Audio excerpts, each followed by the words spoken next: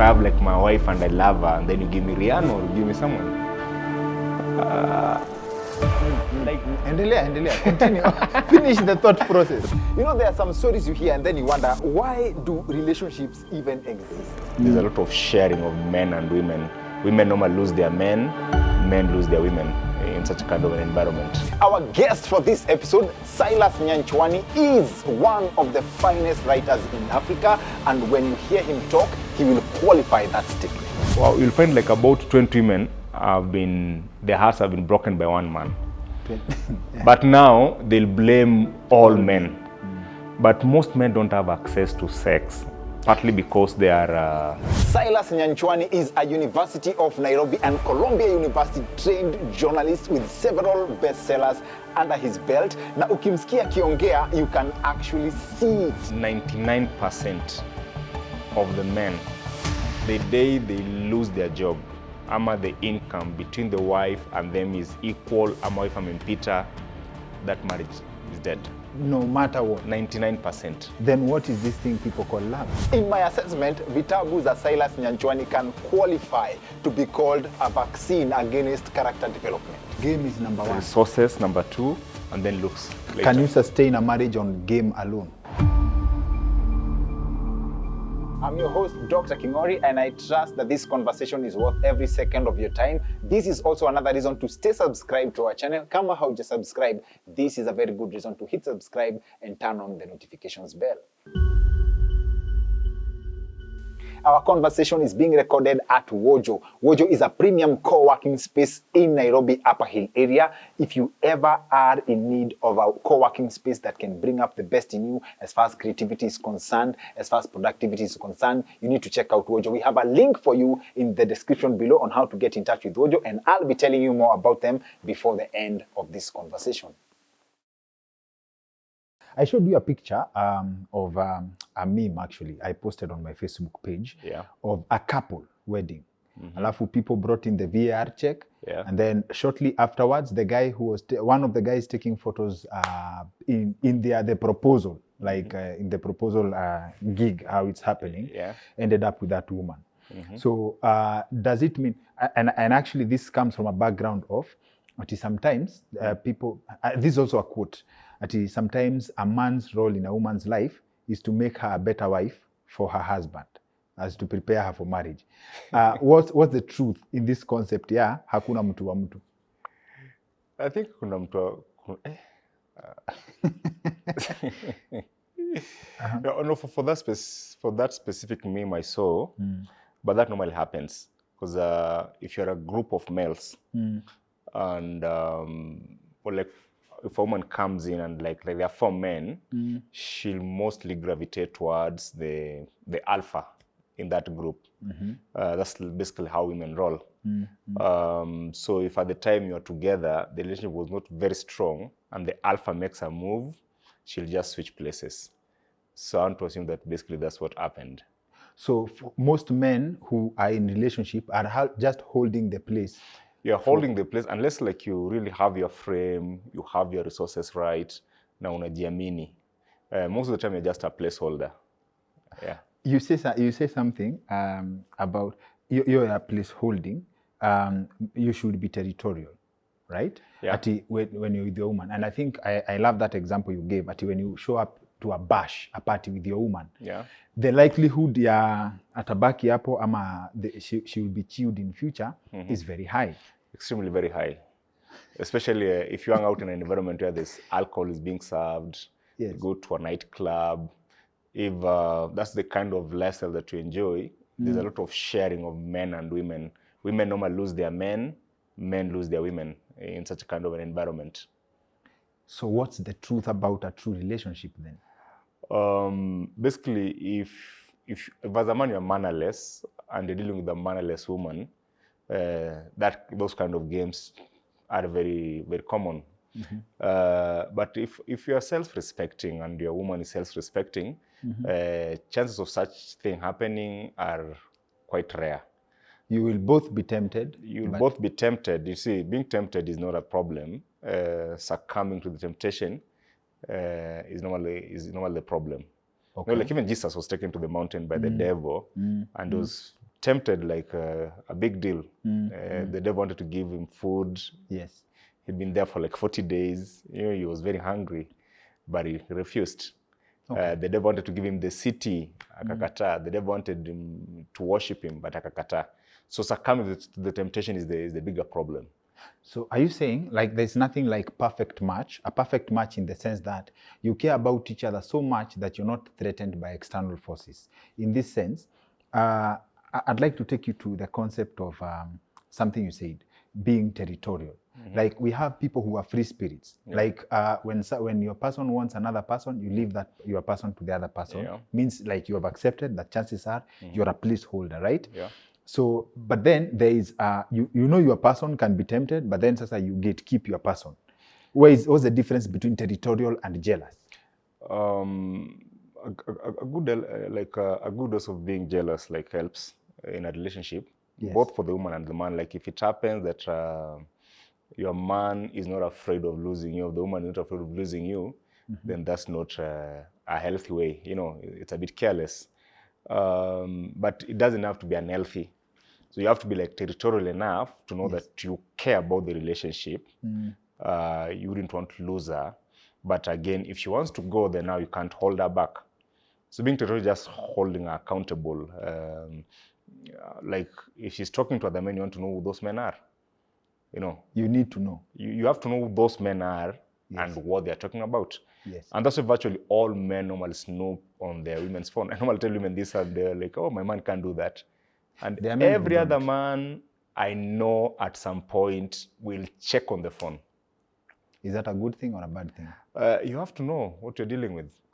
And the reason men do that is that when men cheat, the consequences maybe like they can bring a disease. But if a woman cheats, she can actually make you raise a child who's not yours. So that's why men tend to be more territorial than women would be. You don't believe in being fully secure? Like you don't even need to check the phone. You trust your person 100%. You don't need to. You have to be secure as a man. I believe in that. But you don't take chances. I'm not saying like you start snooping around, of course, you know. But down, she'll do something that will make you start to doubt her. So if, for example, like in a healthy relationship, if you're chilling out, mtu akipigiwa simu, yes. they'll pick it there. Ama ni message imekuja, atasoma tu hapo. Or if they have to excuse themselves, they just go to a place yet wameenda kujificha. But ukiwa mtu ameangalia simu hivi, ameanza kufanya hivi kwenda chini, then it means there's something fishy is going on, and your antenna is basically going to raise, you know. And what does it say about the relationship where both parties have agreed no touching of each other's phones? Like it's a rule, Baka, when people actually disagree, and in fact when they argue or when they have a fight, inakuanga, you are not, in fact you can break up over touching of the phone. What does that say? I believe as a man I should have access to my wife's phone.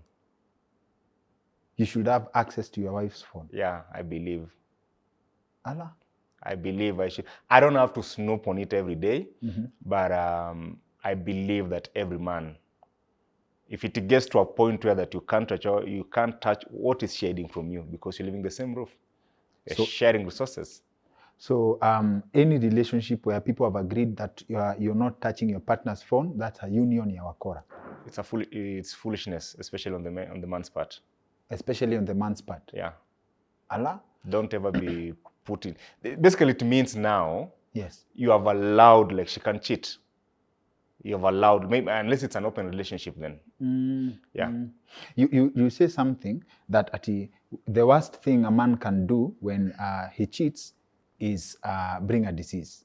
But a man can also impregnate the person he cheated with. A man can impregnate a woman out there, but technically that cannot affect this marriage, you know, cannot affect this marriage in the sense that that's a child born out of wedlock. So unless that woman maybe is officially recognized as a wife, or maybe in the future that child akuja amwe kumgawia mali, you know. So for women, they mitigate their men in terms of resources. Yes. If you're a broke man, she wouldn't even bother. But if you're a rich man, she loves to protect herself so that the wealth belongs to the family, it belongs to her and her children and the future generations. Yes. So that's why she has to be very cautious. Pia na wewe, spreading the resources. Spreading the news, because now the resources, they are finite, like certain kitu zitaisha, you know. So, but for you as a man, she can make you raise a child who's not yours biologically. So that's one on a men, you know, like in the Bible, they talk about adultery. The reason it's most women used to be accused of adultery because to adulterate is, it means like is to, kama imaji iko hapa, contaminate. You contaminate. Yes. And only a woman who can be contaminated. Like you see, as a man, I want to keep my genealogy pure, the lineage pure. Yes. But a woman has the capacity to tamper with that by introducing outside genes to the family. And most men, especially in the modern world, are not very comfortable with that arrangement. Like if you have 5 children, you want all of them to be yours. It's just evolutionary. It's not like that's how we are wired. Yes. So that's why, and we also invest so many resources to ensure that sasa watoto wamekuzalia wote ni wako. Yes. Yeah. Yes. Before we get to DNA statistics, which are very scary when you mention them, there's this thing like a craze of chewing someone's girlfriend or wife. Like it's a risk, but it's a risk that people are willing to take. In fact, there's a song about it. Someone in the first line, they brag about how they got mad and chewed someone's girlfriend. That's Tupac hit 'em up style. The diss track. Yes. Oh, by the way, it's also Tupac vibe. What is this thing about chewing other people's women? I think it's all about conquest, and I've seen it. It goes both ways. Yes. If you are a female friend and you bring, like if you're a woman and you bring your husband, umonyeshe your pool of girls, some girls might seduce your man. Same as if you're a man and you come with your girlfriend to where we're hanging out, your girlfriend might seduce the other men. I always tell men that it's mostly women, from what I've observed. I could be wrong, but from what I've observed, it's always the woman who makes the first move.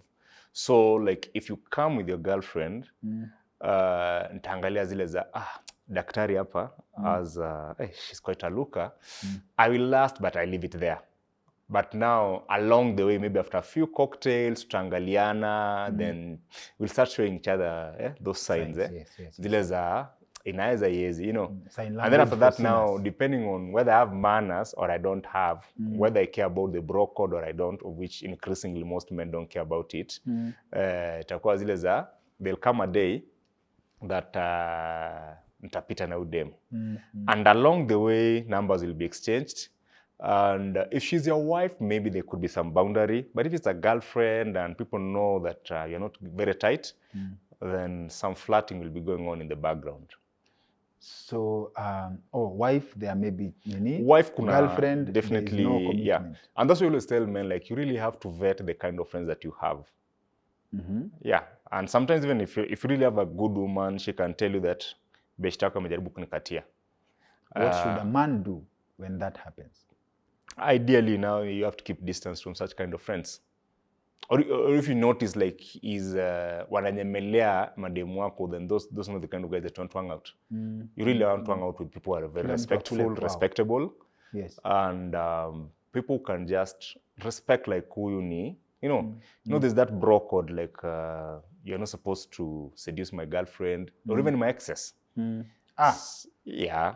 Mali nimetoka mtu asitembee. Ideally, if you can avoid, like, there's so many women out there, man. There's so many women out there, like, you don't have to go after. I put that on Facebook the other day, and I was like, but it's just a question of manners. Because what I know, most men, wakijua that's what you've done, and relationship inaishia hapo. In fact, akipata deal kubwa huko mbele, tuseme kama ni deal ya bilioni kadhaa na mlikuwa mnafaa kushare. Yeah. Aina rules. Yeah, some of the biggest enmities, by the way, between friends zinaanzianga hapo hivyo. It's a woman, your friend snatched you your man, or slept with your ex. It's a man and your friend snatched your woman or your ex. And some people are okay with it, but a majority, like a large majority of people, are not comfortable with it. Okay. Yeah. That's as far as bro code goes. Even the sister code, yeah. These things, by the way, they apply both ways. Don't chew in my circle. Don't chew in your circle, period. Okay. No zero grazing. Broken. No zero grazing. Thank you. DNA statistics. I saw a very old Mzungu guy crying on social media. He's been married for over 50 years. He has 2 sons, 42 and 40. So the guy goes and does a test to see which of his sons can qualify to donate a kidney to his brother or cousin, right? Yeah. And then he finds out that he has raised 40-year-olds that are not his in a marriage. Yeah. What is this audacity of someone getting pregnant repeatedly for other people, but not you? Well, again, it just goes back to manners. Sometimes we don't vet the manners of the people that we marry.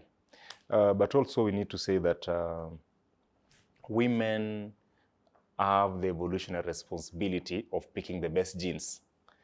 Evolutionary responsibility. Yes. Yeah, like, you know, the way you realize, like, each generation, watoto wanazaliwa ni wasupu, they are bright and all that. It's the role of women to ensure that they pick wapate genes za mtu mrefu kama mimi, someone handsome, mtu bright, you know. So it's women who propagate the genes. Yes. So maybe the woman is with you because you can provide.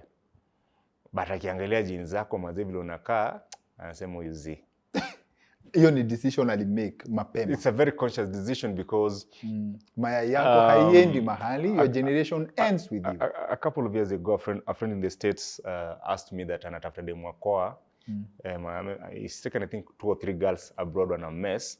So he wanted now to get another girl to date. Taking 2 or 3 girls abroad. Wanafika kutoa na mwepa.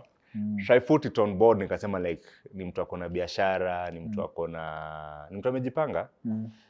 And you know, over like 1,000 women were in my inbox, and almost more than half of them were like, ebu picha yake tuone. Ukatuma picha? No, we couldn't, I couldn't do that. You went and checked the photo again? No, I'm saying like, all women were asking for the photo because they want to know how the man looks like. So women have that thing, like they want the best genes, to carry the best genes. So I'm invested now. Your friend has taken 3 women. So statistically, 3 women wanafika maju. Wanafika na maju, but that's very common. Like if you're abroad, and 90% of guys abroad who bring women from Kenya on wapeleka abroad, it really works. And when you looked at the picture of your friend again after this request by the women, did you see where the problem was? See, that's just a specific example I've given you. Like women were constantly asking like, jamaa anakaa aje? Ndio sasa nasema, wewe as the person mwenye alikuwa hapa between, kama wewe ndio broker, si ndio? Yeah. You know how your friend looks like. Was that the problem? We want to qualify this story. Women decide the next generation.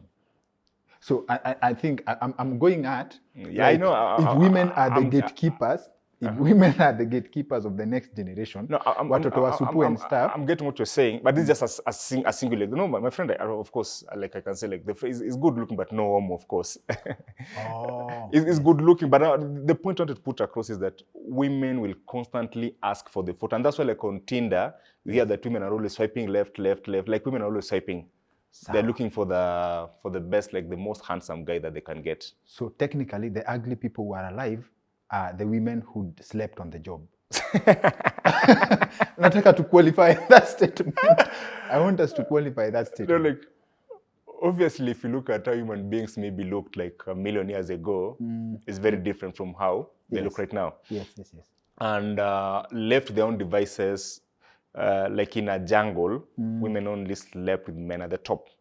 Like the top, like 1%. Top layer. Like even right now, if you remove the church, you remove all these like social barriers that we've erected there, women will only want to sleep with the men at the top. And the men at the top are either the sportsmen, the warriors, businessmen, politicians, you know. And then now that's like the first qualification. And then you have like the second qualification maybe of looks. Yes. They'll have to look at how you look. That's the second qualification. Yeah, that's the second qualification. Okay. So to most women, like if they find a man mwenye akona pesa but is not good looking, there's always a big temptation of sleeping outside there. And if, like, for example, like you're a weak male. Define a weak male. By weak, they mean like, physically you're not very strong, mentally you're not very strong. You know, like the way like they prefer tall men to short men, you know, all those kind of things. Yes. So if how the female cycle works, when she's ovulating, her body is always desirous of like an alpha, like she wants to go for the strongest, like, you know, man in the pool. But after ovulation now, she can now go to the other guy. You know, that's how it works. So like, your wife is likely to cheat when now she's ovulating. That's number one. And she's likely, of course, the biological process of getting a child is during the ovulation time. So time unapatanga like amecheat, na kama amecheat, probably amecheat with a man who's maybe probably better looking than you, stronger than you physically, mentally, even by financial resources. Yeah. So those are the hesabu mademu piga. And how bad is it when you tell me, in fact, like how bad is the quality of men when you tell me that according to stats, like we can check this, at 2 out of 10 men are that are theirs. I hope I got that correct. Yeah, like if you are to list like maybe 100 married men, about 10 up to 20 of them are probably raising children who are biologically not theirs, and those children were sired within a marriage setting. A marriage setup. Yeah, it's either like a third born, like a second born hapo, you know. That's most men unapatanga like anaangalia watoto wake wote, lakini kuna kamoja hapo kanakaa vile kanakaa. Yes. So normalized testing. Yeah, like increasingly DNA tests will become very normal. They'll become very cheap. There'll come a time we can just buy that kit over the counter and just go and test. Yeah. Inevitably, we're headed there. Okay. Yeah. Now, when you talk of what is then, do you think the human being has the capacity to be loyal in this sense? Like tuachane na fairy tales, like when reality hits the ground. What does it take for someone to meet a person and then this becomes your person who you are committed to for 50, 60 years? That's a very difficult question in the modern world. In the past, it was easier. Why? Because the woman just used to get married across the other ridge, and there were societal barriers that ensured that haizi misbehave. Because kitambo, when our mothers used to misbehave, alikuwa anakimbia kwa anarudishwa. I love there's a punishment, like utaenda rudi jina kukuiko red ndio okuje, you know, there was like those cultural norms that ensured that men were kept in the line and women kept in the line. Basi ukisha hapa Nairobi bwana, ukikosana demu wako anamia Kasarani na mimi namia Ronga, life inaendelea. Usijua anafanya nini huku na hata usijua unafanya nini huku. And in terms of loyalty, it comes back to the question of selection. How do we select? How do we select? Yeah. And naturally, like almost half of the men in the world are most of the time undesirable to women. 50% of men in the world already like are undesirable to 100%. Like women given a chance, hawezi lala na watu. 50% of the men. Yeah. So in a place like you are 10 men. 10 men already, five of the men there sentenced to dry spell, like by default, like natural selection. If everything was left to be level, you will know nothing. They'll not get anything. And actually, statistically, like there's always a percentage of men, almost like 20% who are voted out of the gene pool. Like if 10 men are born today and they all live to adulthood, about 2 of them hawatapata chance to propagate their genes. They will not get a chance. They'll not get a chance. They're called incels. And when they have sex, they will just be wasting time. Either, you know, like right now, with the now abortion readily available, women now even have a higher need of ensuring that they can only keep the seeds that they don't want. Kama ilipita kukatia na ikaingia nini, they still have phase 2 of getting Supreme Court, getting rid of the seeds. They'll do that. You are unwanted. You are unwanted. And I think as our friend Jacob Elliott explains in his book, Unplugged, the day we invented the pill is the day patriarchy died. The day, okay. The day like the pill was invented, now women could select watoto wanataka, the number of children they want, when and how. That's now men lost control of, they say like normal control women, but we really don't control women. Yeah. So we go back kidogo. Kitambo, you say people were controlled. Yeah. But then our guest on one of our previous episodes, in fact, Wairimo Mokoro, she told us that Kitambo, the concept of like wife swapping within your age group or age set, whatever, was accepted. It was culturally like you could, it's like ile ya Masai as peers, but I also learned that in the Kikuyu, traditional Kikuyu sector, somehow it was also accepted. You don't think that people have just been people? It wasn't culturally sanctioned. I've tried to read a lot about it. Yeah. What happened in the past is that the current problem we're having came with the Christianity, because Christianity is one that imposed monogamy on people. Imposed? Yeah, Christianity is the one that came with that thing, and it was a good thing because monogamy, contrary to what we normally talk about online, monogamy favors men than it favors women. In the sense that, as I said earlier, almost half of the men are already undesirable. Like, women find them to be undesirable completely. So with the church and monogamy, now the church ensured that every man can have access to sex, has access to a woman. Monogamy is leveling the playing field. Monogamy now try to level the playing field. Because for women, given a chance, they'd rather share one resourceful man. And that's why polygamy was very unfair. And there was a study by the economists that showed that ukiangalia society yetu penye watu wanapigana, let's say like Sudan, there's a lot of polygamy there. It means that one man has access to more resources, more women. Like, one man who has resources, either you're a chief or a king, whatever, a warrior. So we find like if there are 100 women, so no matter like there are men who already have like 80, or maybe they have kept 8 of them to themselves. So these are the men when wamebaki now ndo unapata wanapigana nini. And in the past also open, like, such men used to be castrated. They're basically eunuchs. So they called in like but see, that was like barbarism. So there was a time now that could not be sustainable. So now when Jesus comes and the Bible happens, and I think I've explained that in the memo, then now Apostle Paul was like, hey, hapa society ikiendelea hivi, it will be chaos. So it is one man, one woman. Let's first of all level the playing field. Let's share the... But how are we going to make, because women are not very cooperative. They're not going to be very submissive. Women are naturally, they're not submissive. Naturally, they're not submissive, as in they rebelled against God, you know. But still, hapo kwa Christianity, the Bible has people like Abraham with more than one That's wife. In the Old Testament. The Old Testament, when you read the Old Testament, that's now the raw world. Okay. So when you come to the New Testament, now is now Apostle Paul, now, like in the book of Ephesians, now he came up with the family structure, like the man has to do this, the woman has to do this. And for that now, men, we are told like you have to provide and love, you know. And women now, they are like, now, it was like an exchange. Okay, if the man is going to provide for me and my children now, at least I can submit. And that's why now the world has come apart, because now we are at a point where women can provide for themselves. Okay. Now the role of a man in their lives is constantly being re-examined. Yes.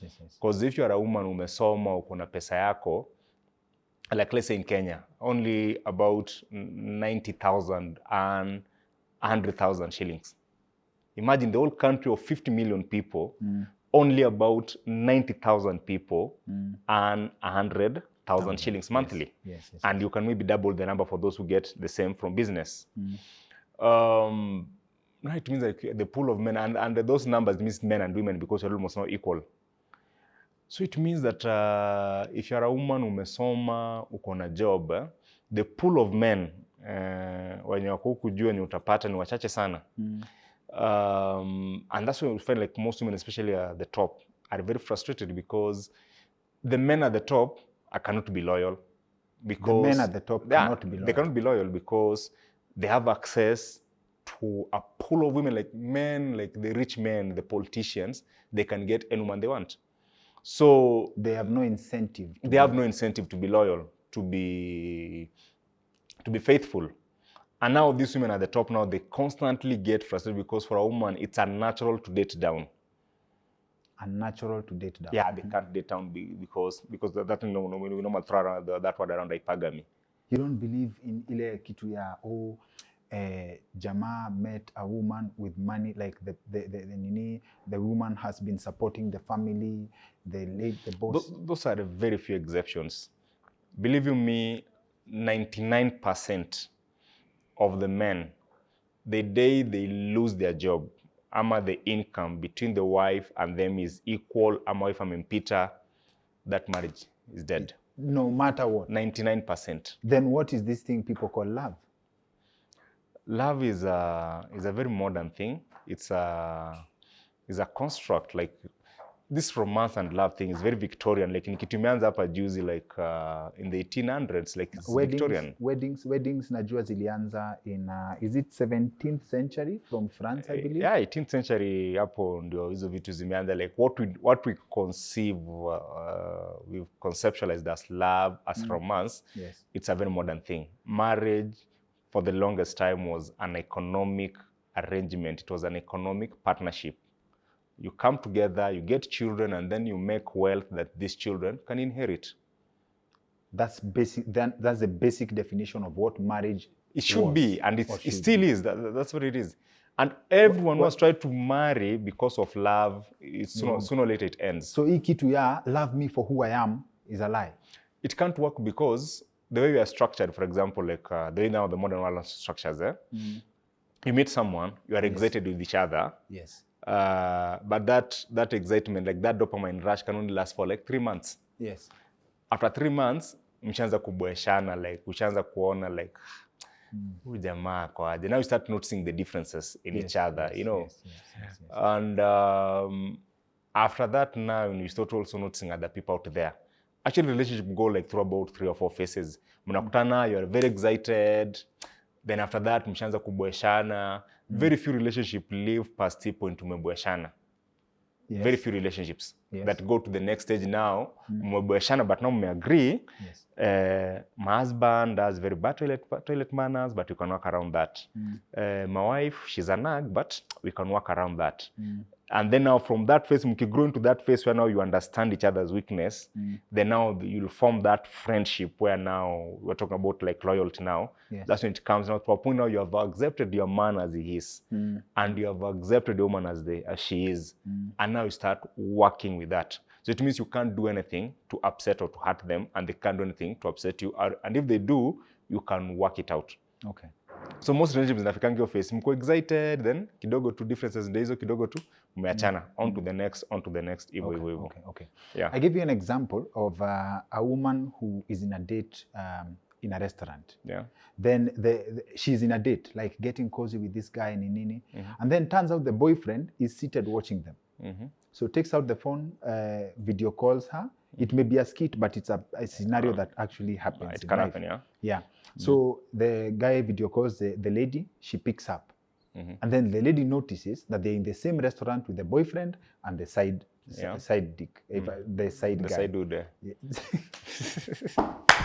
Yes. So the lady wakes up and follows the guy after she realizes that she's fumbled in this context. Like she tries to beg the guy, probably trying to explain. So watching this video, I'm like, what is she explaining? And when I put that case to you, your words were, a woman cannot just leave you like that. Yeah, a woman cannot just leave you, but also, what I should have said that if you're not married, and even when you're married, women constantly have options. There's always a man in there's always a man in a woman's inbox, flirting with her, chatting, you know. Yes. There's always a man. It doesn't mean that she's necessarily sleeping with them. Yes. But kuna watu tu wako hapo tu, the only thing in a back ni kuactivate. Like, waiting. Okay. That's why I was laughing with a friend mwenye aliniambia, by the way, like ukosana na demu wako, mfungie kwa nyumba.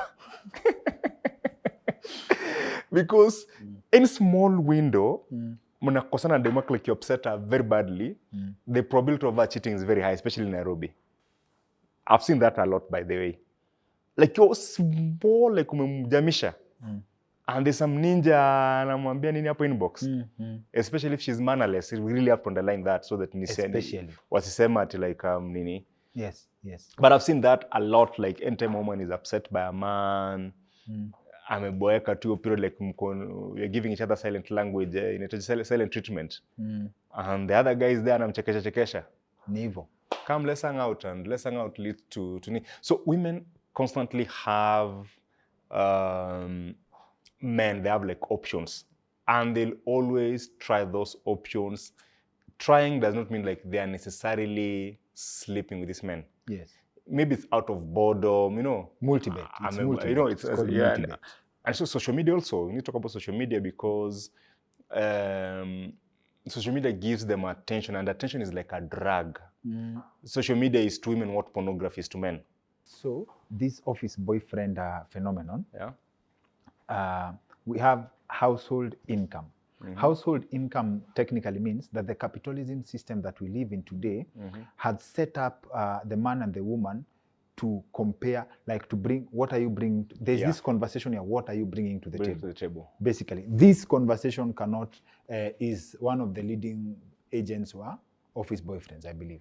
No, like the office boyfriend, it can be like he's a senior guy in office who's just trying to take advantage of maybe a vulnerability, a small salary. Or a person on the same level. So the woman wants that relationship purely for selfish reasons.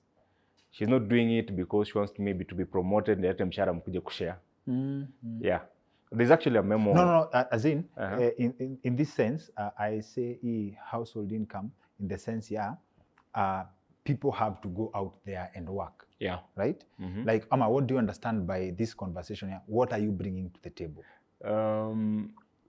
That question never used to exist because men used to provide. Like, provision was a male responsibility. Simple. But now the modern life is very expensive. You can't sustain a family with a single income. So that means women have to go out there and work. But still, where we are in Kenya right now, there's something in the memo that I've talked about called financial abuse, where women still are stuck in that level, like a man has to provide. Like a man has to take care of the most bills in the house. That is not applicable in the capitalism sector. It's not applicable, but women still insist. Like when you meet a woman, anytime like I'm trying to seduce a woman, the first thing she asks me, what do you do for a living? What do you do for a living? That question is like among the first 3 questions. Hata mwenye sina haja na yule umetu express interest, nini, where do you work? Any woman I talk to, that question always comes. Yes. Because they expect a man has to provide. So when you're in a two-income household, the man still has to carry that burden. So it means if you're a man, you're earning 200,000 and your wife is earning 100,000, you'll be doing all the responsibility, she'll be saving her cash. Yeah. Okay. Yes. And if you're not very firm to ensure that there's an equitable balance, responsibility. It's not supposed to be like a 50-50. Yes. It's supposed to be like there's a fair way that you can share those responsibilities in the house, especially financial responsibilities. Then what does it mean if a man provides in today's world? Yes, you have the resources, you can provide and everything. Does that guarantee you a successful marriage? No. Provision has to go hand in hand with leadership. It has to go hand in hand with you having a frame. We really can't overemphasize that point of, as a man, you need to have a frame. Any man can make millions. Any man can be rich. Like you can provide for your family, you can spoil them. But if you don't have that authority as a man in your family, then she'll cheat on you still. She'll still go out there and come with the children from other men, She'll do all those things. So there's no guarantee that if you're providing that at a T, so now you have to come in the aspect of leadership. Where is this audacity? Umeisema, it sounds very bad when you say, when you don't have frame, a woman will come with other men's children for you to raise, right? Yeah. In this sense, like get pregnant and probably put it on you. Put it on you. What do you call this audacity? Yeah, your woman watching you playing with other people's sperms. At your woman? What did you just say? I've just simplified it. Like, kwani what's a baby? So, like when your woman looks at you, ukicheza na katoto, Kenya anajua si kako, you are buju, nini, the child. I don't know. I came to the conclusion that women don't process guilt the way men process guilt. Like, I normally ask women, like, have you ever cheated? Yes. And almost 8 out of 10 will say, yes, I've cheated. I have no problem with that. But it's what they normally say after that. What do they say after? It's always, it's because of something the man did. It's because of what I did it because of this. Like, there's always an excuse. And the excuse, sadly enough, it's never valid enough. Should men drop this whole concept of like the idea of being cheated on? Like, should the world just accept that human beings are human beings? People will want to sample other people. No, it's a question of being self-aware. I do believe that a majority of the people generally are sensible and that they do have manners.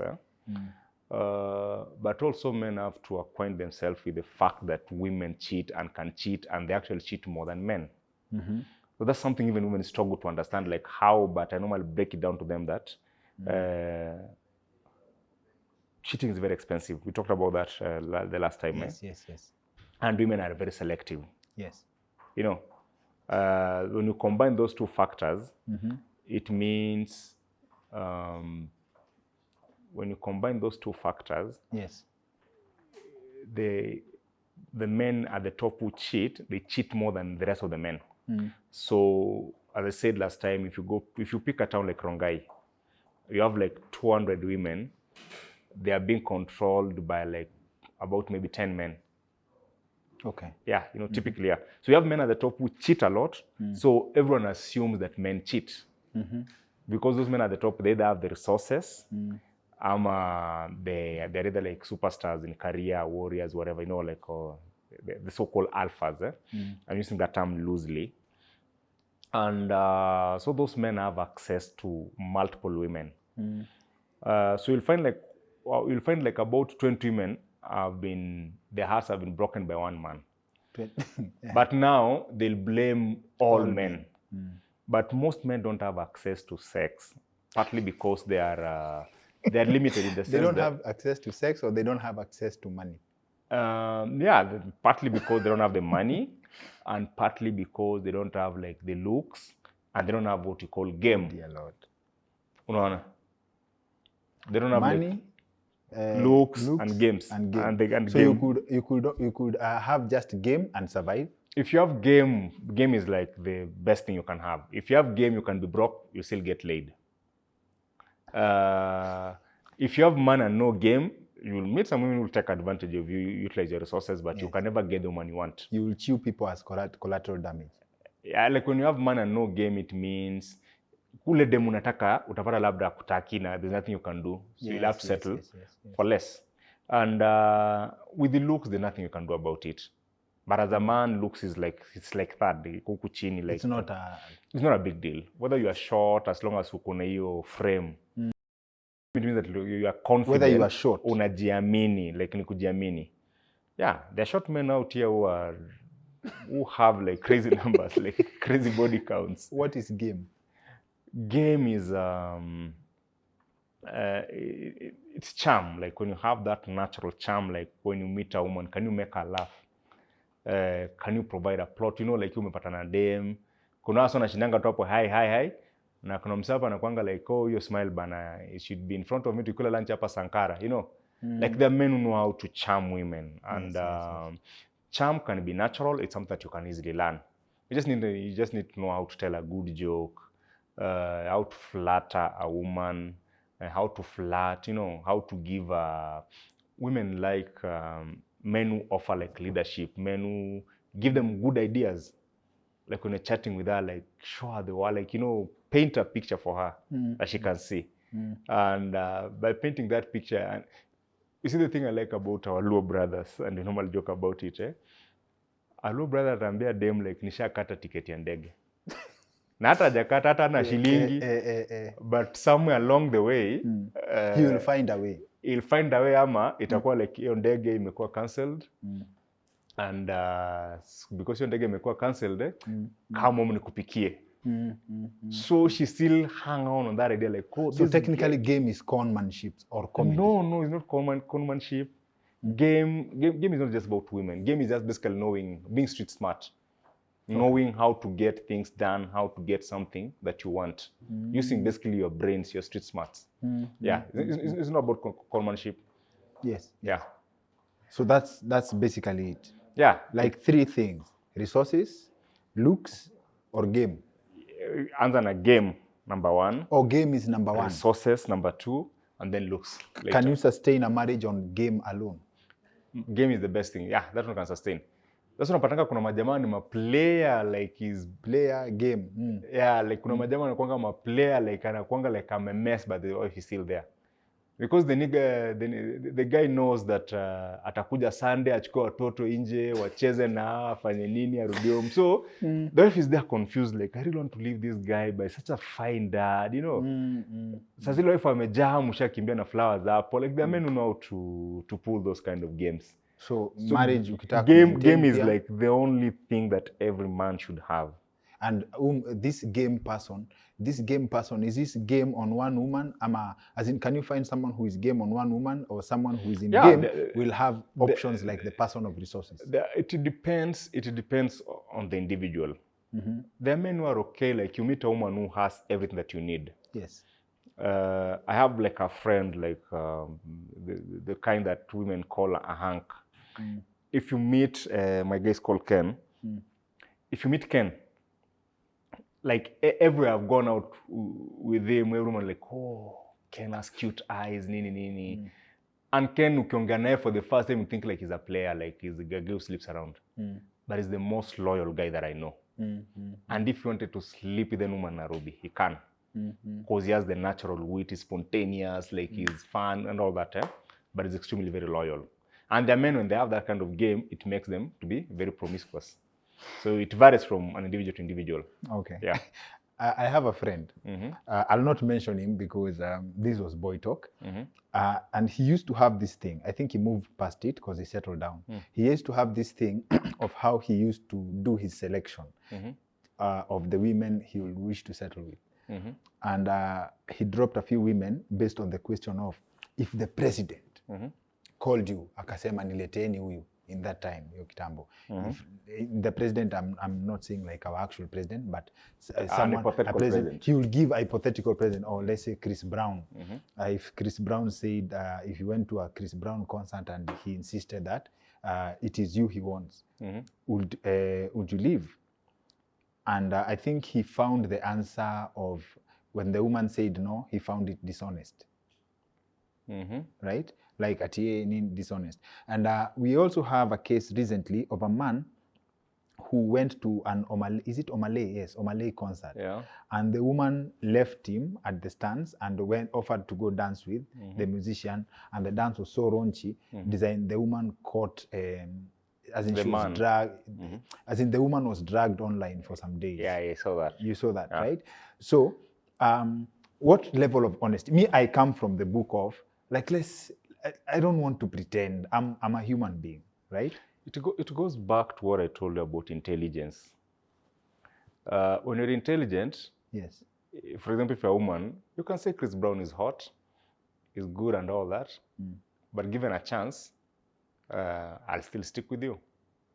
Is it fair to put a woman in that position? Like you, if you, let's say, you are an advocate and also an enemy of marriage. I'll qualify that statement. Yeah. If your woman had the option, like to meet Chris Brown, like wewe umejieka kwa mtego ya Chris Brown, would you give your woman the pressure to choose you? I don't know. I don't know how to think about, but what I know is that if you are intelligent, yes, there's no amount of temptation is worth it. Okay. It's like if you give me Rihanna, if I have like my wife and I love her, and then you give me Rihanna or give me someone. Like, endelea, continue. Finish the thought process. Like, I'm not being dishonest. It's good to aspire, it's good to have crushes and all that. Like, I understand.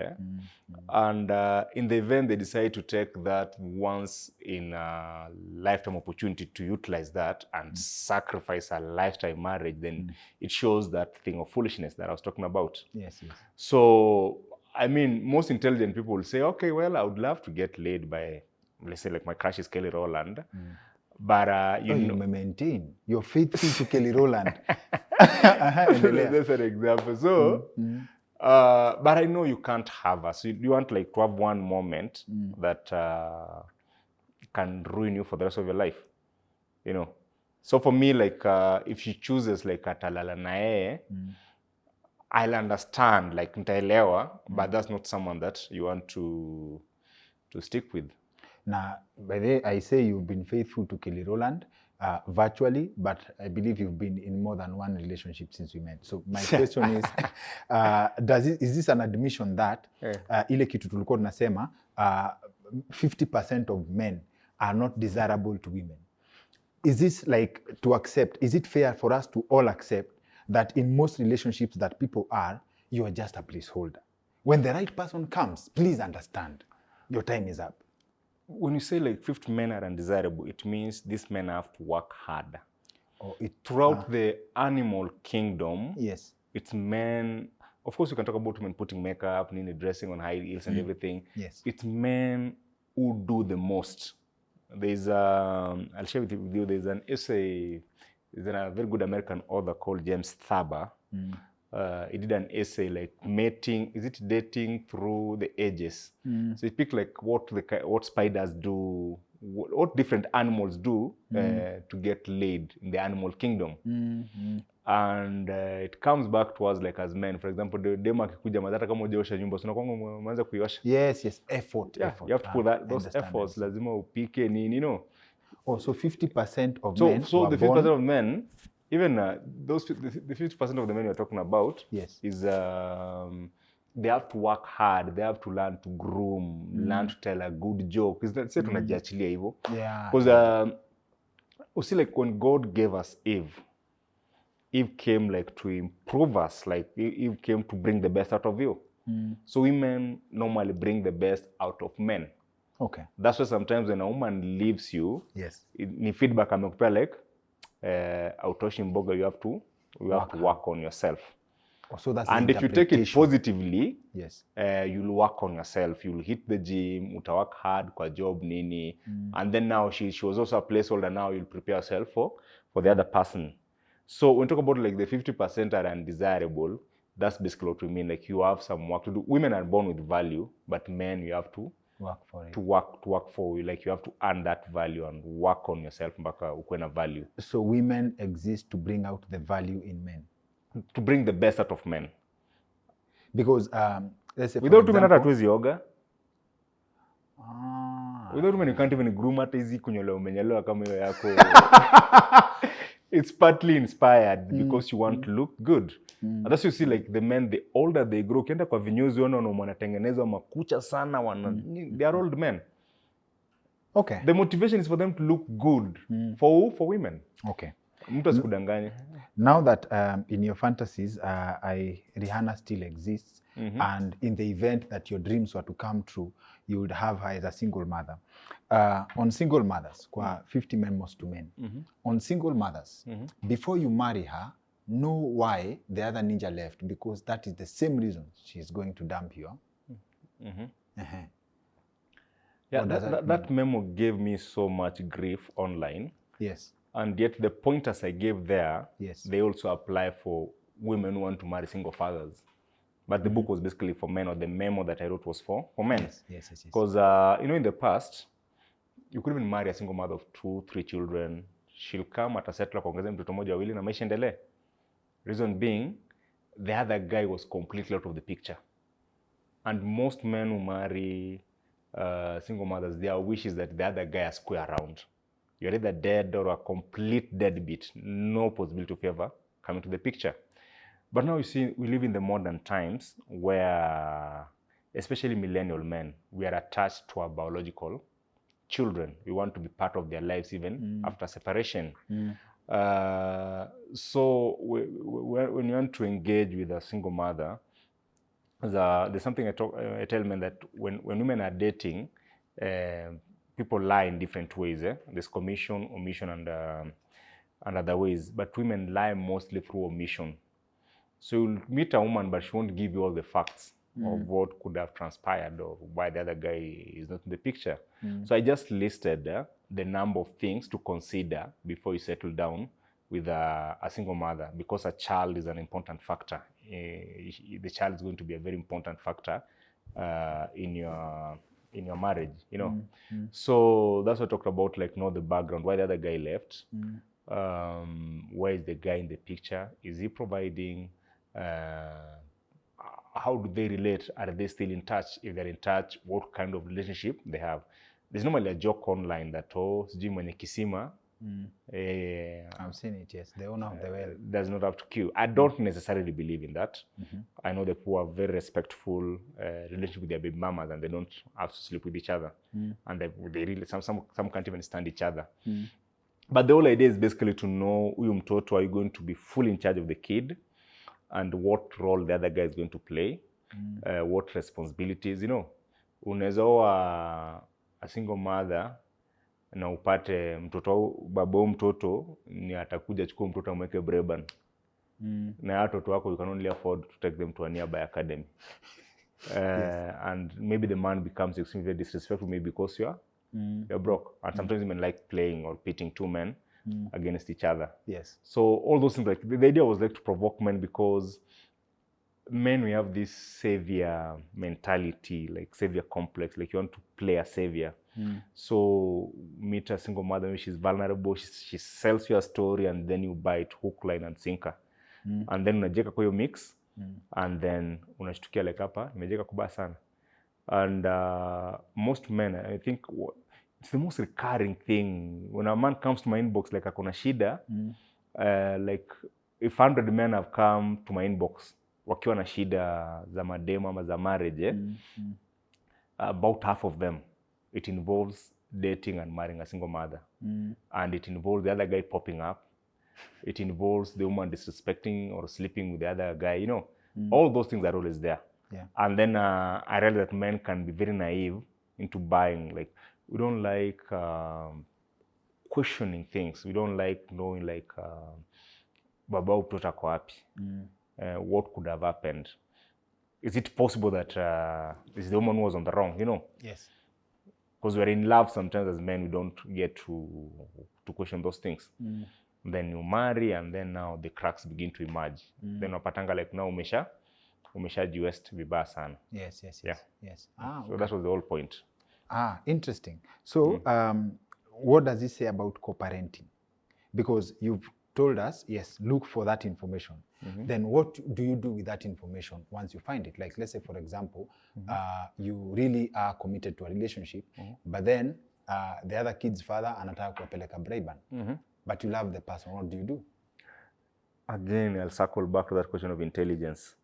What would you If you are dating, I can marry a single mother, I have no problem. Yes.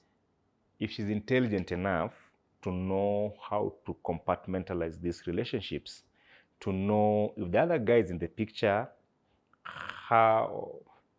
what kind of respectful arrangement you can have, because human beings are not the same. It's not like all of us, like in this room, we think the same. Some people are very possessive, some people are very jealous, some people are, you know, all those things. So she has to read the room to know if this man wants to take full control, then she's going to make that choice. But is the choice fair to the kid? Really, it is, you know. So it's like it's a whole mess. The thing I normally tell men, if you can avoid it, avoid. And if you find yourself in it, have a room where you can negotiate your way out. Don't box yourself into a situation, then ujipate. I saw there was a clip online, I don't know, about a woman who killed her husband. She's in Langata prison. They're out drinking together, and then the husband wasn't even the father of her children. So you don't want to get yourself into those kind of chaos, you know. So as a man, if you're young, start from a clean slate.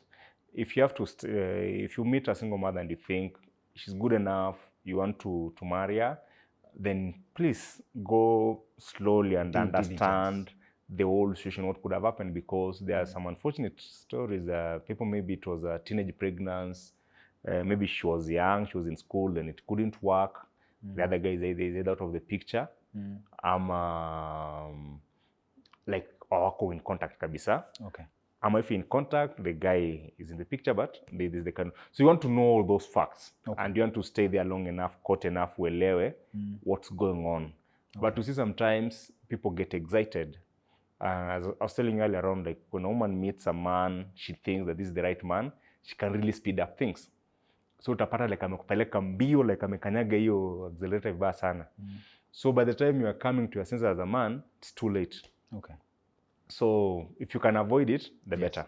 If you can't, then try and scrutinize. Okay. Yeah. Okay. You're very sound in terms of your observations across life. I will get back to Man About Town, because this is one of my favorite pieces of literature in terms of vile imeexpressiwa. And before we talk about the Kenyans reading culture and the business of writing, there's something meandika hapa. I have examined myself in 50 Memos to Men. I've examined myself, and I don't think I have anything worthwhile I can offer a woman. Very strong statement. Absolutely nothing.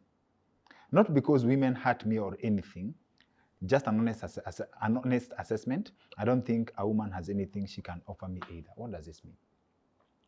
Okay, that specific memo, I was reading about men going their own way. That was a moment in time. Maybe my ideas have evolved or changed ever since. But at that particular time, people were saying that, men going their own way is incel culture, incel like involuntary celibacy, like the 50% were undesirable. Yes. So people are mocking men like, you're only going your way because you can't attract women. And I was like, no, I can actually attract women. But at that very level, I was like, sasa demo anaweza nishow nini? Ama anaweza show dem nini?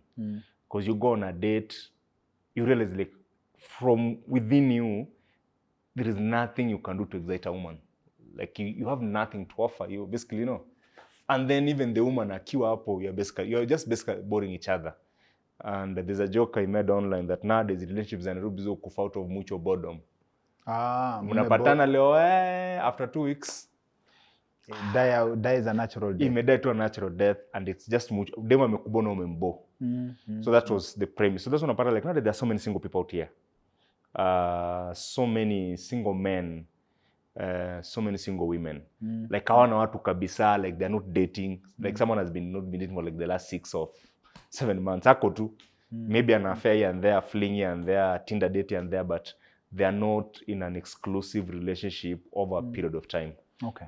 It's because like when you talk to women, they are like, wasisi kuizi wanakaa, wanabo, nini. So both of us are disengaged from each other. Partly because men are tumechoka being taken for granted. And women moved so fast, they don't know how to step back and reflect. Yeah. So I think that's where the problem is. Like when you meet a woman, she still has like the traditional expectations of a man, but now you can't have traditional expectations of a woman or nah. And she's not even willing to compromise a bit. Yes. So basically that's also the challenge inaweza kutokea. Okay. So that's why men disengage. And there's something called female solipsism, where women only think about what serves them in a relationship. Men don't mind doing all those things, providing, doing stuff for and all that. But then what do you get in return? So the part like now men are tired of giving. And women are just taking. And they don't necessarily give anything back. So if you invite like 10 women over to your place, utapata maybe ni 1 or 2 who even offer, even like the simplest gesture, even to make lunch for you.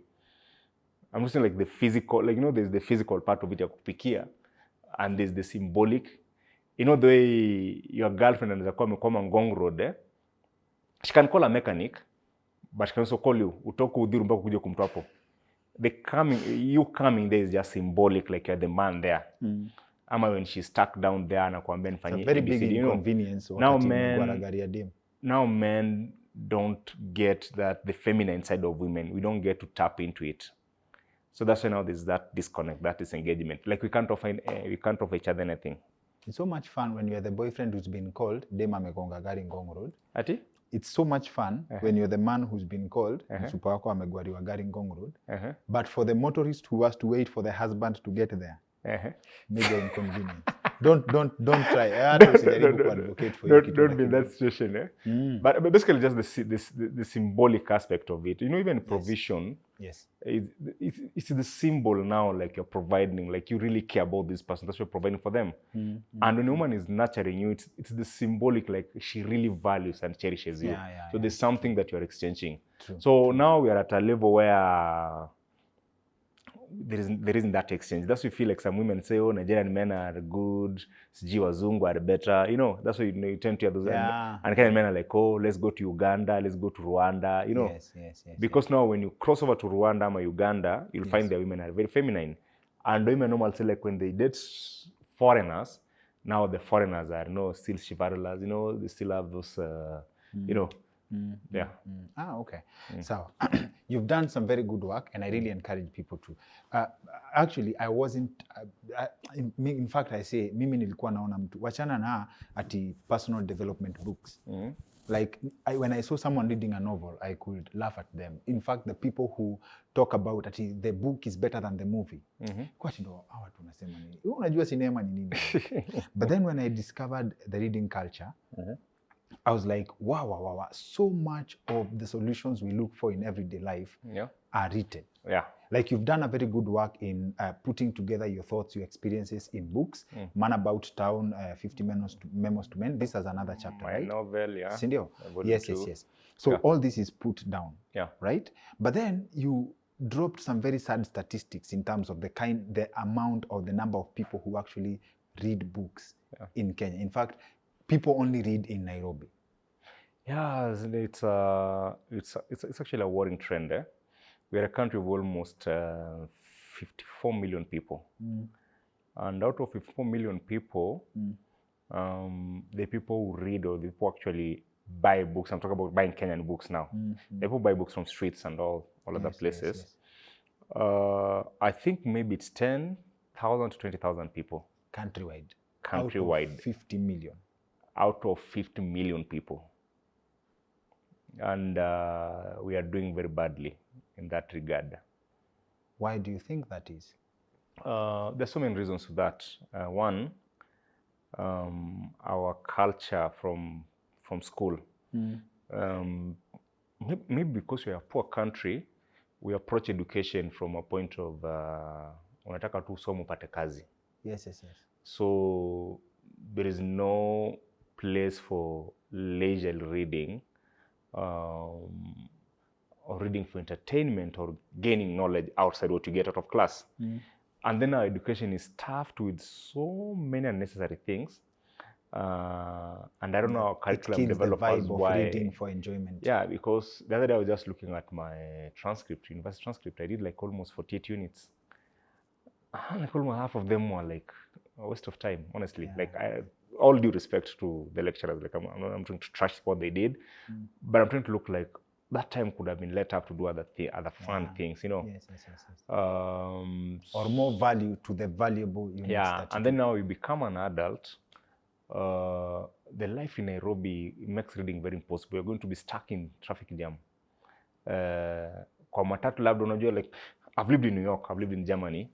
Their trains, unless it's like peak period, unapatanga zimeja. But during the day too, if you're coming from Athi River, you have like 40 minutes. That's like 2 chapters in a book.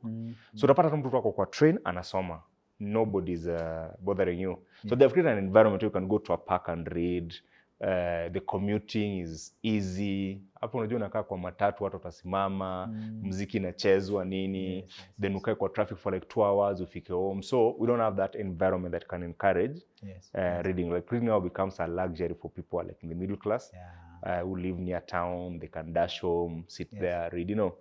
So, and also we don't have leaders who set examples, like our presidents. They don't read. Like you rarely are. They don't even write. They don't even write. You know, because I remember like in the 1980s, there's an American writer called Tom Clancy.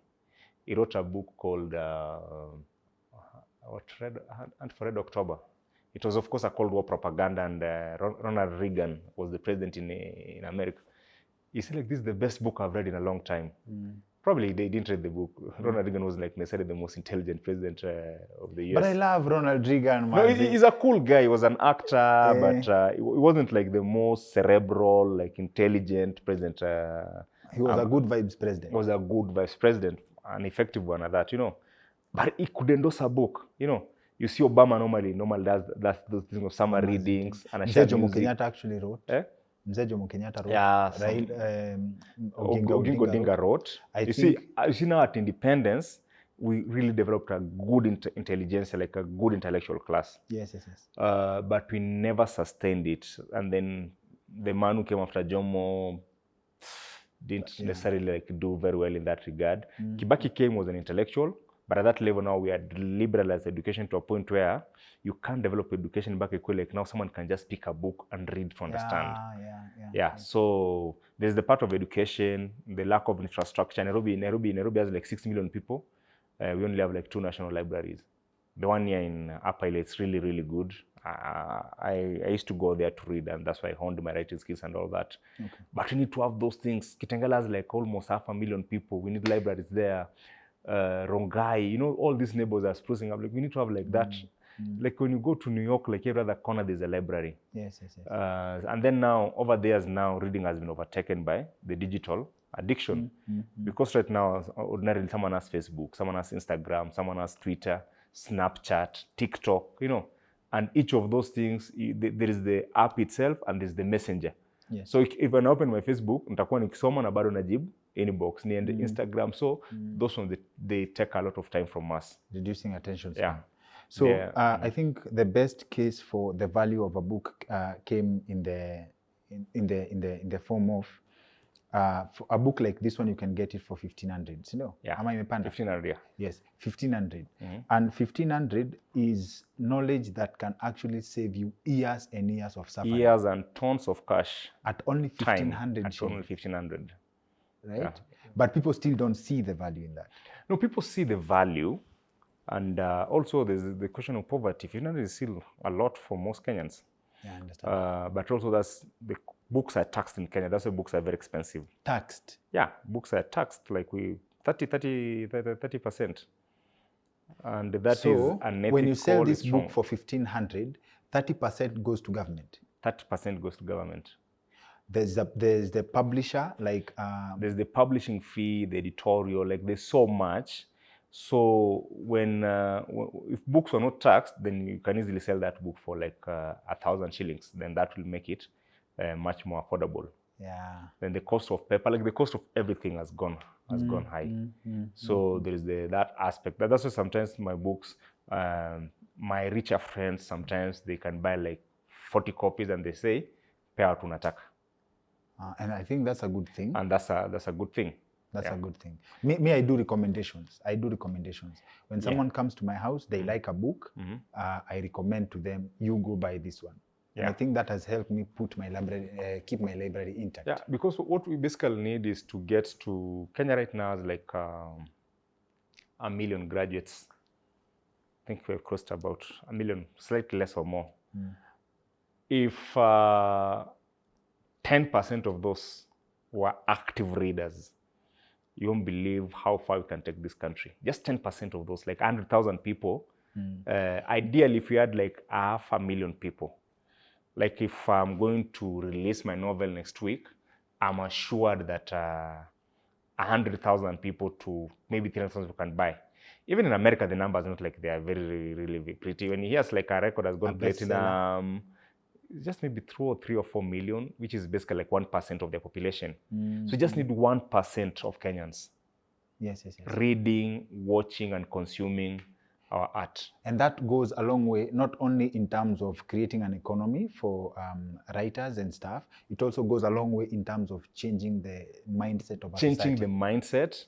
And sometimes I see a president and people like trashing the arts, and I'm like, the arts can employ a lot of people. Yeah. When I released this novel, when I released it about 4 years ago, I was selling it from a car boot.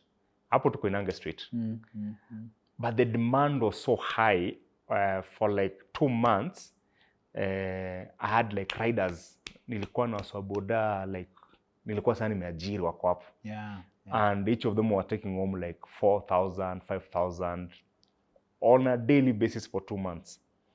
And they actually ended up hiring moja sasa mwenye alikuwa na collect, I don't know, like 30,000 from me on a weekly basis. After all the deliveries are done, ananipigia saba ananiambia, this is your deliveries. But you still managed to get business after? I got so much, so I was able to, like that, now producing that book, like there's me, then there are 2 editors, kuna mtu amedesign your cover, mtu amedesign those pages. You know, that's one book creating that kind of employment. Then ukuje kunao ma riders wamepata biashara out of that one book. Now imagine if that book is made into a movie. Imagine the kind of opportunity that you can, the kind of theaters, if you had those kind of theaters. Hollywood is like the number, is like the 5th or 6th or 7th top earner in America. Like that book, that's the amount of potential that exists in the books, in the arts, and in the music. And you can see like at the Nuria bookstore, Nuria now has like over 700 Kenyan writers. 700? Yeah. By the way, Nuria does a good job marketing. Nuria's like does a good job marketing. Amazing, like an amazing job is done in basically putting Kenyan books on the map. When you go there looking for a book, an international author, he always endorses legit books. Like unajua, for finance, I've always focused on my mentor who introduced me to books. Aliniintroduce Gor Semelango, aliniintroduce kwa book inaitwa The Magic of Thinking Big, to open my mindset. But so by the time I meet Nuria, he recommends me a book inaitwa Master Your Money, ya Chacha Nyaigoti Bichanga. The Kenyan one, the Kenyan writer. As in, I'm like, unasoma page unajiambia, this has been written locally. Right? And here I meet, and by the every time, I think, shout out to him, he always recommends your books. As in ukiingia Nuria, and he never goes wrong with recommendations. So I wonder all the Kenyans, any kind of books you want, he will recommend.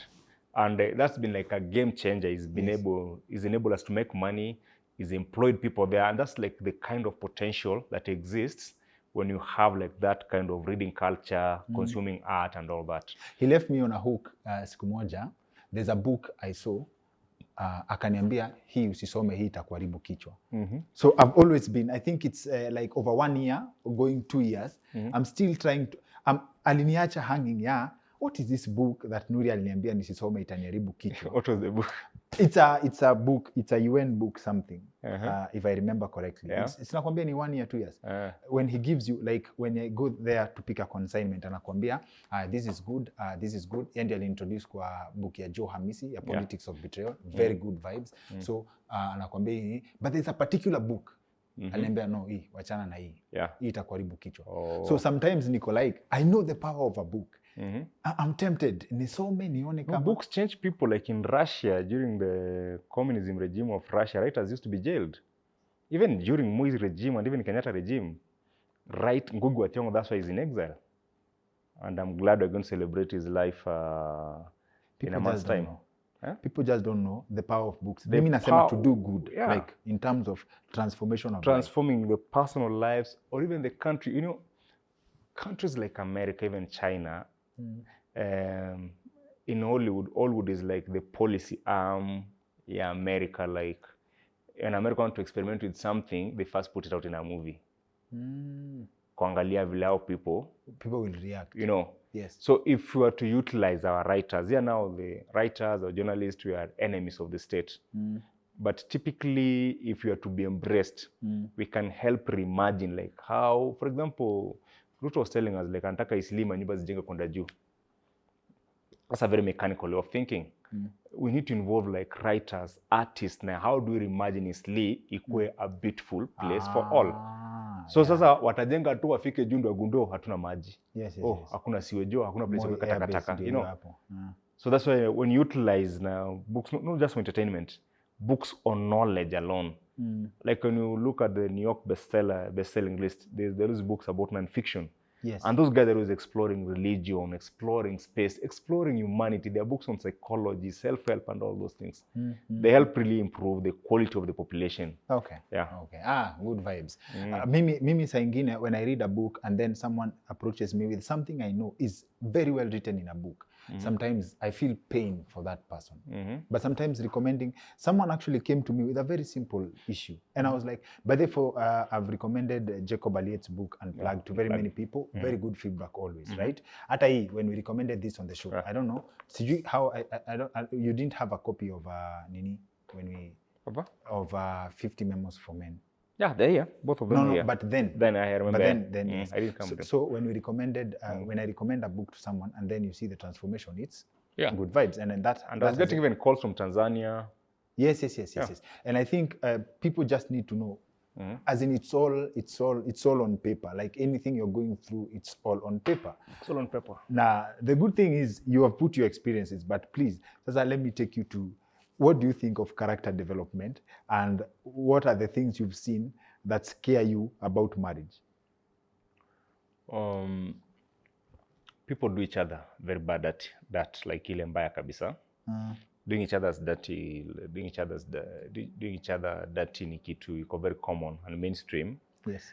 And the thing with heartbreaks, men break the hearts of women, women break the hearts of men. And for men, the biggest challenge that we have is that, especially when you buy desire from a woman. You buy desire? Desire. By buying desire, it means, huyu dem akupendi, but anapenda what you can do to her or for her. In terms of like maybe provision. So when such a woman leaves you, you tend to feel very helpless. Yes. So I think that's the number one thing that usumbua my boys about character development. For women, only very few men can give them character development. Very few men can character develop a woman. Yeah. Yes. Because for most women, most relationships, they are just recreational. They only get attached to like that one man, one boy, and that's to talk about the concept of alpha widowhood. Like Jada Pinkett being stuck on Tupac and all that, you know. But she denies a relationship with Tupac to date. Whatever it is, like we just use as an example. Yes. So you will find like if a woman is like in ako 30, akaangalia huku nyuma, maybe it's only 1 or 2 men she misses out of the many maybe she has dated, you know. Yes. So, but for men it's slightly different. So for women, it's only a very few number of men who can capably like possibly mess them, unless now she's also a mess on her own, she keeps on picking. But a woman who's dating regularly, normally, atapata na mse, but maybe relationship haikumbamba, it died just a natural death, nini. So only 1 or 2 guys. But for men, you can have like a string of heartbreaks, especially if you don't know how to put a stop to them. Partly because it goes back to that thing of most men are undesirable. So for you to be desirable, you have to put in a lot of work. And a lady friend of mine actually put it better. I have a friend in the US, Sylvia, and she was telling me that what she has realized when she talks to men, why men hurt the most is because men care a lot about justice. Like in all men in our hearts, we are just like, we think about justice. So unapata like udem labda umemtoa Kenya kumpeleka majuu, ameenda amekuacha. So imagine man, like I spent 2 million. You make it about the money, the resources invested. It's not the money. The money is painful, of course, to lose, but also the mental torture that you go through. And you know, getting money, like you have to go out and work for it. Then unavukisha mtu anakuacha. Ama unapeleka dem shule anakuacha. That's very common actually. Yeah, it's fairly quite common. But you see, what most men don't know is that to women, our resources, when you're dating a woman, she's entitled to her resources, and she doesn't, it's like a right. She doesn't see any problem. That's why like, demu akienda super na kadi yake, atabaki tu vitu very specific. But umwachilie na kadi yako kidogo, atakuja na trolls, especially if like, ikona dono. Like, because how women look at things very different. So to her, anafikiria like, this is my right. This is my man. He has to provide for me. And for men, you're doing that because you want to buy affection. And that's why like you can't buy affection. So if you bought affection unaachwa, itakuuma sana. Jacob Aliet alisema you cannot negotiate genuine desire. Yeah, you can never negotiate. Yes. But now the trick bit about that business is that for a woman, if she's in a bad place financially, she can date any man who can rescue her at that very moment. So and now most men don't have the intelligence ya kujua who dem akona miji ya pesa. Like every man you should know like who dem and date because of what? Is it because I'm handsome? Is it because I have frame? You need to know. Is it because I have money? Yes. So most men unakuwa na pesa kidogo bana, dem angocha malavidavi hivi kidogo, and then now you're confused, you think that she's genuine. Sota kidogo ndo uone. Ndio uone moto. Yeah. So as a man you have to be self-aware. So when you talk about these things, that mean like now you start treating women vibaya money. Ni kuelewa tu game inachezwa. So hata ukiona dem basi akojua yangu juu ya pesa, then you'll know the amount of investment to put there emotionally, financially. And it puts you in a very good space. Yeah. So ukipata dem anakupenda vizuri, then you'll know what to. Yes. And also for men, just to understand that relationship can end. And when they end, it's not the end of the world. Sometimes men call me and they're like, oh, Silas, you didn't miniature. They're kind of like, oh, it's not the end of the world, man. Yeah. How old are you? I'm like, I'm 32. 32, man, you've not even had your best sex.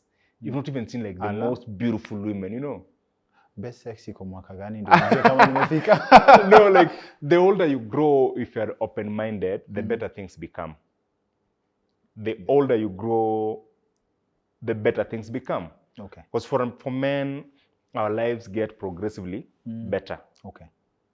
I'm not saying like for women, they get progressively worse. Yes. So for men, our lives get progressively better. Yes. Yeah. So like if you're 32, it means you'll have like a whole other 10 years to make more money, to hit the gym, to improve yourself. Yes. You still have time. And then for men, we have also the advantage that you can also date younger women. Okay. That's a very specific biological advantage that men have. Okay. Like if you're 38, you can still go back and date a 25-year-old. Okay. So that's why like ukiachwa tu unasema like there's more fish in the lake, you can still go and pick that fish. Okay. Women are limited when it comes to the older they grow. Sometimes they don't have a larger pool of men. The quality of men they can interact with can get better, but they don't have the same access they had of men when they were younger. Okay. That's just pure biology. It's not like misogynist or anything. It's just pure biology. Okay. That's when like a woman is older, wasesi wengi wako in her circles. But when she was younger, like between 18 to 25, she had like tons and tons of men. You know the videos people are sharing online leave older women alone. Alafu unaekewa video ya older women unajiambia. No, older women, the thing is that their lives improve, and even the quality of men they'll date down the line can vastly improve. But we're talking about quantity, not even quality. Now, as a man now, like ukiachwa, I tell men like, relax, bana. There's still a lot of fish out there. Okay. We just need to get rid of that scarcity mentality. Yes. But there's something also I wrote about on Twitter the other day called alpha widowhood. We talk about alpha widowhood, but I also realized for men, kuna demu akikwacha by the way you never recover. You'll get stuck there and you'll constantly compare the women you'll meet after that. Is she as good as the one you dated? So as a man, you have to get to learn to move past that. Okay. Yeah. Manzi. Asante sana. Najua when I start something else, we've only touched on half. Yeah. Ndio maana nikiangalia hapa half of what we had planned to. And I think this conversation, if your schedule allows again, we should feature members of the opposite gender to go in a round table moja interesting. Absolutely, yeah. I think, I don't know, Zainab Badawi's book, I'll have to look for this one specifically. Yeah. The good thing is... They're all in Nuria. Of course, Nuria, of course. These books are also available at Nuria. Basi niko na backlog. These books are also available at Nuria, very well written. I think I speak for this one. Na kuna vitu ziko kwa hii book. I think I will not bring them up right now, but this is pure entertainment. This iko na jokes zingine interesting sana. Sijaisahau dem akitapika dania kwa dance floor. I think that was very specific. And I think was real, by the way. It's totally legit. Like that was a full night report from a club in Kitengela. Hii nimesoma wadau. This is actually a very interesting book, worth your time. Check it out.